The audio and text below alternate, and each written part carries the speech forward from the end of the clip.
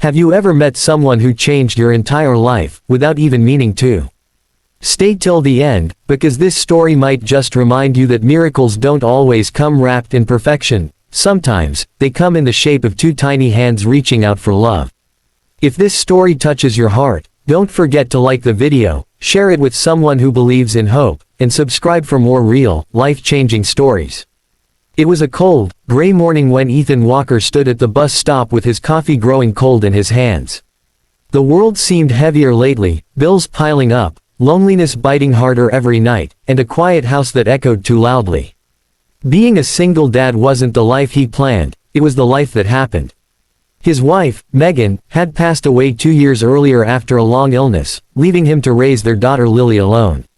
She was 7 now, with her mother's blue eyes and too much understanding for her age.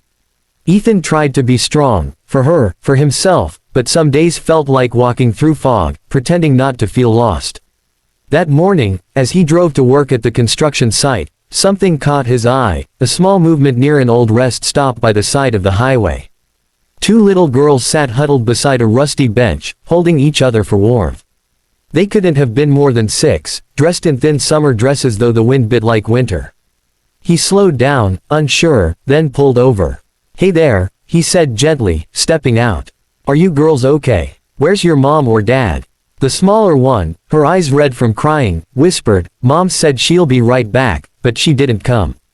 Ethan's heart sank. The older twin, maybe just by a few minutes, stared at him with quiet suspicion.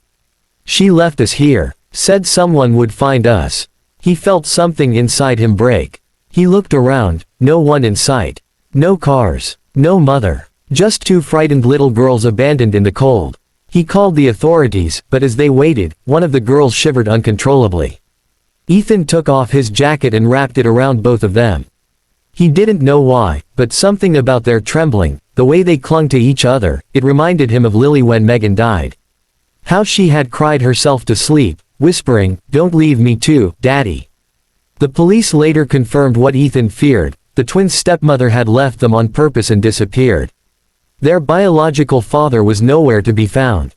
They had no one. Ethan couldn't sleep that night. He kept seeing their faces, 2 tiny souls with no one to love them.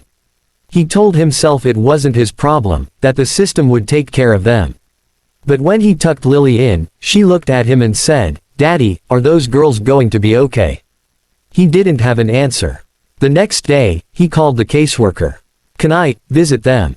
he asked quietly. That visit changed everything. When the twins saw him, they ran toward him. One clung to his leg, the other simply buried her face in his chest.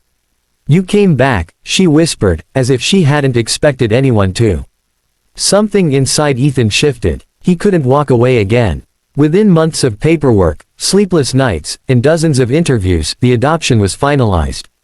The day he brought them home, Lily held out her hand shyly.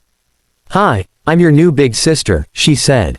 The twins smiled for the first time. Life wasn't easy. 3 kids meant chaos, shoes everywhere, spilled cereal, arguments about toys and bedtime. But slowly, laughter began to fill the walls that had once echoed with silence. Ethan learned that one twin, Emma, was terrified of thunderstorms because her stepmom used to lock her outside when it rained. The other, Ella, refused to sleep alone for months. Some nights, Ethan would wake to find all 3 girls curled up together at the foot of his bed, safe, warm, dreaming. Years passed. The twins began to call him Dad. The first time they said it, he cried.